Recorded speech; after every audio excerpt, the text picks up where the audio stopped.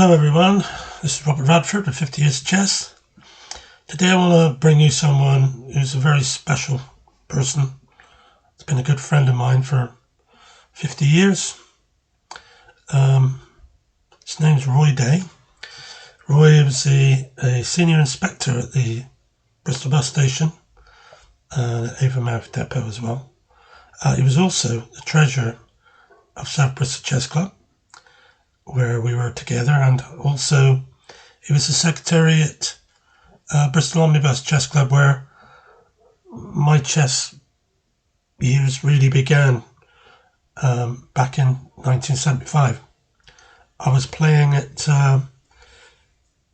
in the depot down there in the canteen and beating just about everybody, pretty easy, but I didn't have a clue how to play chess at all, not really. I was what you call a coffee house player. I didn't know anything about openings or names of chess masters or how to play strategically until I met another player down there, who became a mentor to me, who taught me a great deal, Melvin Hughes. Melvin's in his 90s now. I haven't seen him for donkey's years. I presume he's still alive. But he did teach me a lot. He taught me a lot about the files and ranks and the movement of the pieces and the coordination of the pieces together in unison to form openings with white and black. Taught me all about forks and pins and everything else.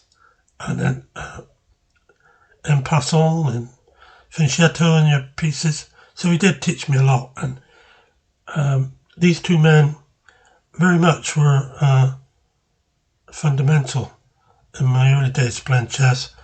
Roy was not just a friend, but we played a lot of chess together down at Bristol Omnibus Chess Club. He'd been champion several times down there, I think about 4 or 5 times, and I did win the club championship myself.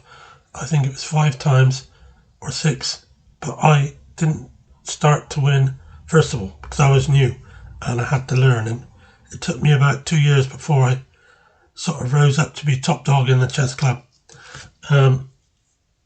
But we had to face each other in a South Bristol Chess Club club championship match on the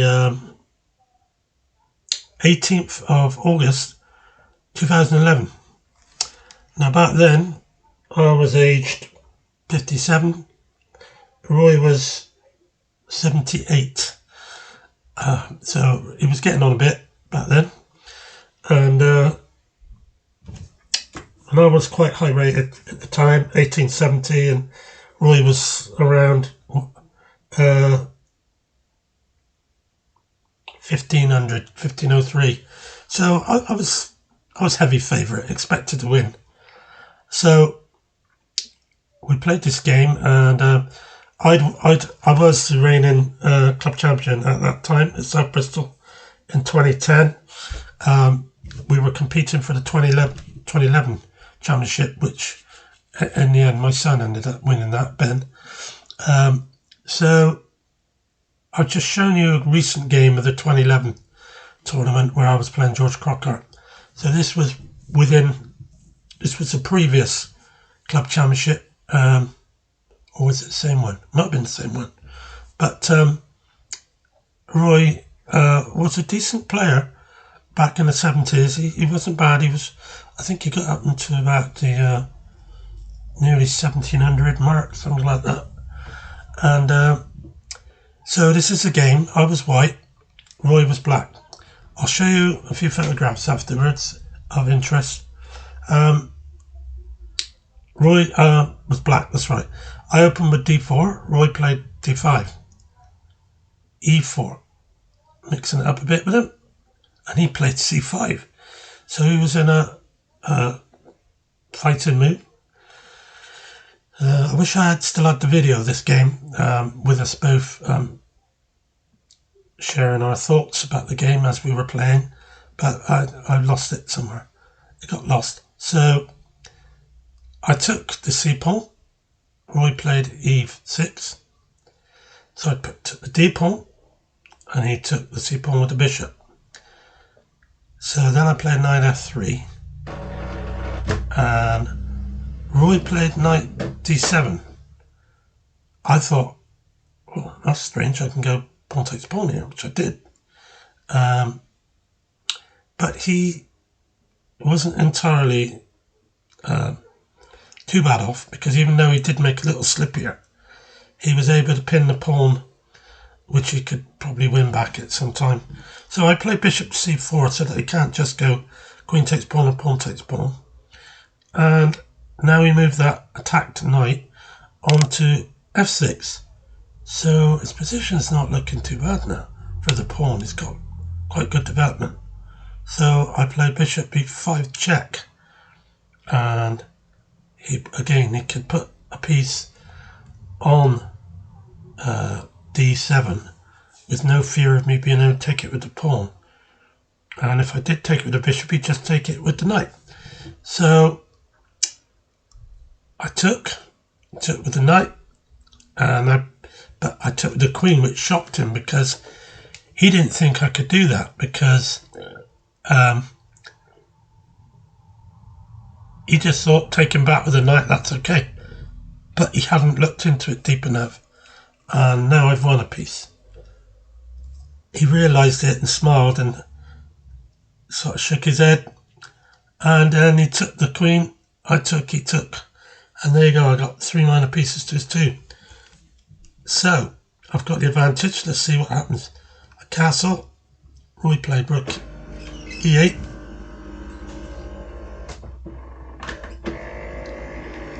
Excuse me. Just turning my printer off. Okay, so I played bishop f4, knight f6, knight d2. So getting the pieces out. Now he's attacking my bishop with knight d5. So I checked him first with knight e5. He went back to c8, and instead of moving the bishop, I just dropped the knight back to d3, and I was willing to let him have the bishop for his knight on c5. But he withdrew the bishop to b6, and so I pursued it again. So, and I've still got the bishop covered with the other knight. So he's gone back now to c7. So I was able to exchange off, which is good, because when you're piece up, that's the plan generally, to swap off and keep swapping, and in the end you'll get down to an in-game where you have a minor piece or a rook or something extra than what the other opponent has. So he's gone king takes bishop on c7. Rook e1, looking for further swaps. He plays b6. So at this point I decided I wouldn't swap. I played knight into e5. So Roy played f6, knight back to f3, which is where I wanted it to go. So it's back in its normal place here now. He's gone knight b4, which is understandable because he's looking at taking the c2 pawn and forking the rooks. But that's never going to happen, of course. So I've gone back with knight e3. Now, Roy's going to double his rooks. He's played rook e7. But it's not wise to leave a piece on prey like that. So I played a3, attacking his knight. He took the knight now, because he thought after rook takes rook, he has knight takes c2, and he's pinning the rooks. But when Roy did this, he also forgot that I could play rook c1. But let's take into account he is 78. He's not as sharp as a button anymore, and he can only see so far ahead at that age. There are some exceptional players who can see a lot farther than that. One is international master James Sherwin, who once played Bobby Fischer. He came to Bristol, and I know him very well. I've played against him, and I've also know him very well. Good friends. and he's quite old now. He's in his 90s, and but a good man, very, very good man. And he was such a good speed chess player. Even in his 80s, he was the best there was in Bristol, basically. He'd been Bristol champion several times. So at this point, Roy resigned, and we went and had a drink and laughed it off. Like I said, Roy was very influential in my progress as a chess player. And in a moment, I'm going to show you something which I think is quite good. I'll show you. Okay, as I said, I wanted something to show you. This picture was taken in 1983. This is the Bristol omnibus team. I'm on the very right side there, the very young man with the dark hair. And I wish I still had that, but we just won the Interdepartmental Chess Championship of bus companies. We went to London, and London were always the strongest team because they had so many depots with so many strong players. Many of them were as strong as our very best players in Bristol. On this occasion we went there, and here's 6 players. The bus company would subsidise us, and sometimes we even were allowed to take a single-decker bus on our travels to go there, but that was very rare.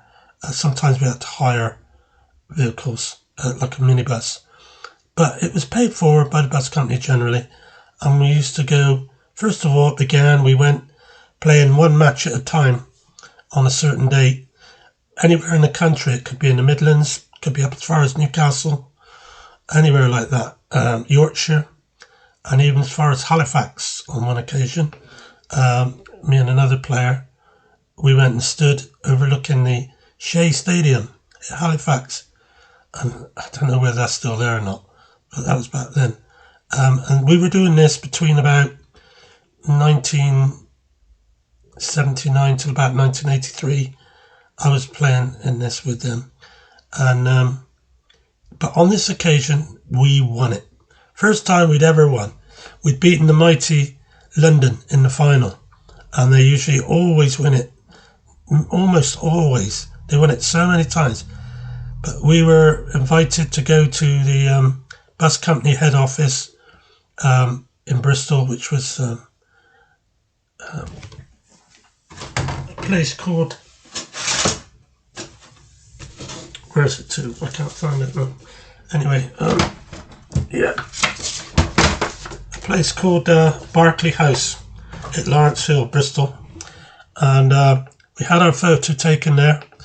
On the very left, I'll use the mouse to join. There we go. On the very left, the older gentleman on the left there, his name was Don Conway. He's not alive now. He's passed by many years ago. He was the club captain. And next to him is Mr. Akbar. He was a very good player, actually, but especially with black pieces, playing Carol Can. He seemed to know it very well. And he was a very good player, very difficult to beat, not easy. Next to him in the middle with the moustache, that's Roy Day. That's Roy, who I just played chess with, which I showed you. He was about, let me see, 75. I guess he would have been about 50 there. And next to Roy was the club secretary. And next to him was Danny Maloney, the one holding the cup on his lap. He was a senior inspector as well, and he's also passed by, had a heart attack. He passed by many years ago. He's no longer with us. And next to him is Chris Page, a mechanic at Lawrence Hill Depot. Unfortunately, Chris died at a very young age. I believe that was heart failure. He wasn't very old, and it wasn't that long after this photo was taken, less than 10 years. And it was sad that he died so young. He was a good player too. And then, of course, myself on the end.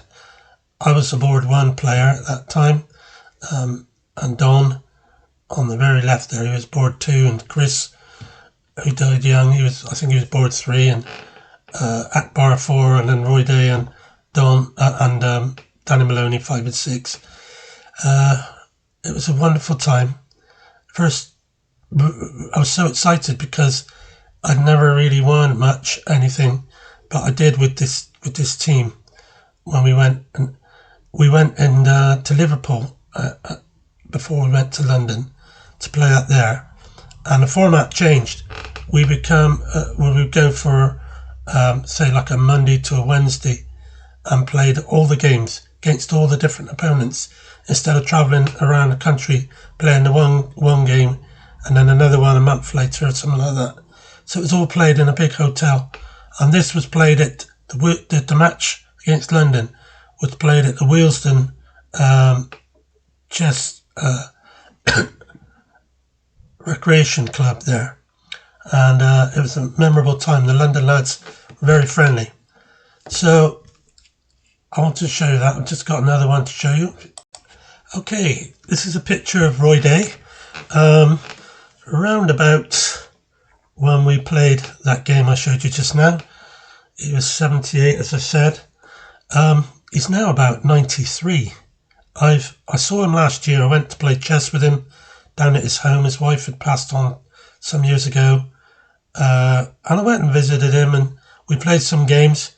And he's still quite good, believe it or not. I think we played about 4 games in the 2 times I visited him.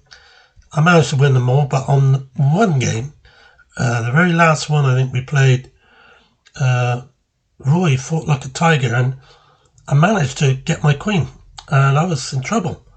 And he was coming after me. He was very determined, but I dug in and fortified my position, and gradually got a bit frustrated, and I won his queen back. No, I didn't win his queen back. I won some pieces off of him, and I had a stronger position, and Roy was basically running around with his queen but couldn't do much, and I won the game. And he was a bit perturbed that he really felt he should have won the game, and when he was a queen up at the beginning he should have, but he just didn't know how to win the one game, which is something I've told you about many times, folks, about when you're winning a game, you have to know how to win that game and not throw it away or allow the opponent to get back into the game. So there you are. This is a picture of Roy. He's about 93, 94 I think this year. My son's seen him about a week ago down at the South Bristol Chess Club, and he's still active. He's not playing anymore, of course, and not that age, but he likes to go along to see the lads sometimes. So thank you for watching this video, and I owe a great debt to this man and to Melvin Hughes, who both had a big part in helping me to become a Bristol 6 times major champion, 5 times, 6 times omnibus champion, and so on. I've won several titles, and I owe a lot of it to these guys, because when I was very young, they were older men, and they would spend time with me and play some chess with me, and I'm very grateful for that.